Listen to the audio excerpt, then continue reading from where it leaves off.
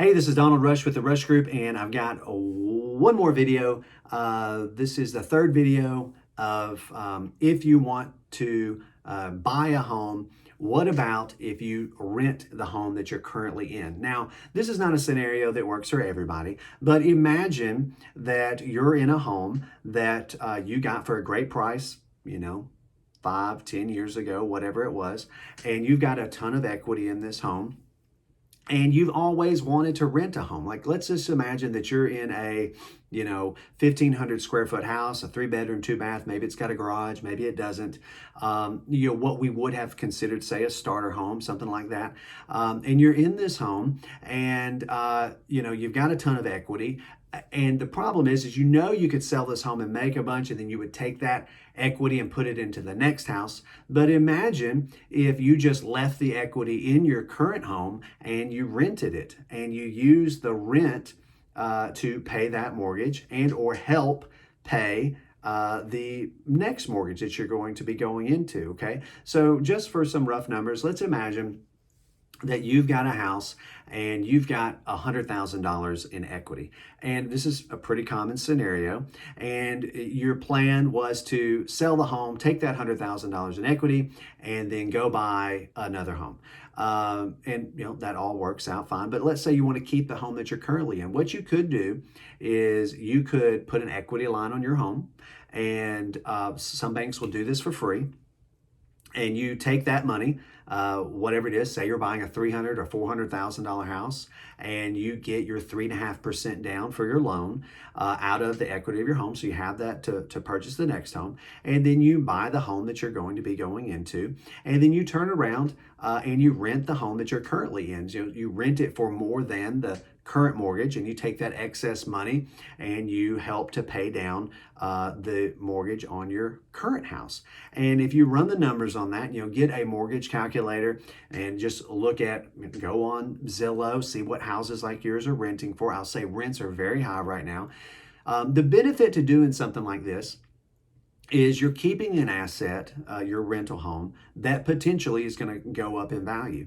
We're seeing home prices go up 10% year over year. So imagine you own a home that's worth $250,000, which is where a lot of starter homes are at this point.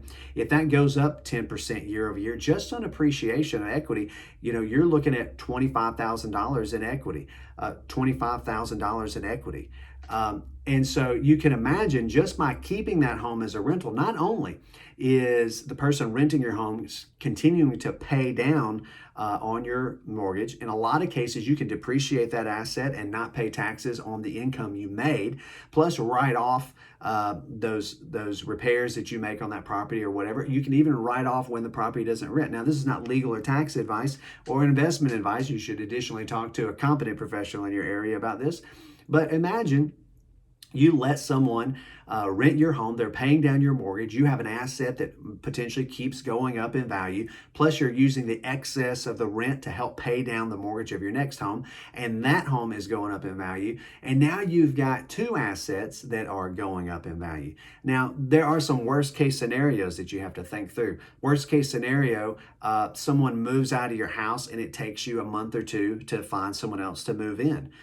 In that scenario, you need to have the cash available to pay that mortgage. Now, if you have the equity line on the property still, you could potentially tap into that equity line to cover those payments for the couple months that someone's out. Or if, say, they were to damage the property in some way, then you could do that. Now, you're saying, Donald, I don't want all this headache. Did you know you could just hire a property manager where they typically charge about 10% of the rent? And so if you were charging $1,500 a month, they might charge you $150 a month plus the first month's rent for finding someone, and half a month's rent. Now, the good thing about this is that this property manager is getting 10% a month on your rental. And if it's not being rented, then they're not making any money. Not to mention they have the headache of finding someone else and all the work that goes into showing that property. And so really the property manager is highly incentivized to get someone in there that's a good tenant, that's going to stay for a long time, that's going to pay their rent on time, which makes it less work for them, which it makes it better for you. So that's an option also, is just to let a property manager take care of it. So, and the great thing about it is if you get into this and you go, man, I tried the rental thing for a little while. I just didn't really like it.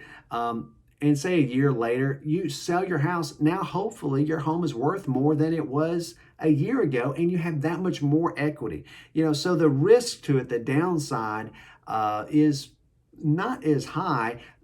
Granted, you have the money to pay the mortgage in the event that that renter doesn't pay, or that it's a gap in there. But in a lot of situations, what you could potentially do is, while you're still currently living in your home, you could put it up for rent.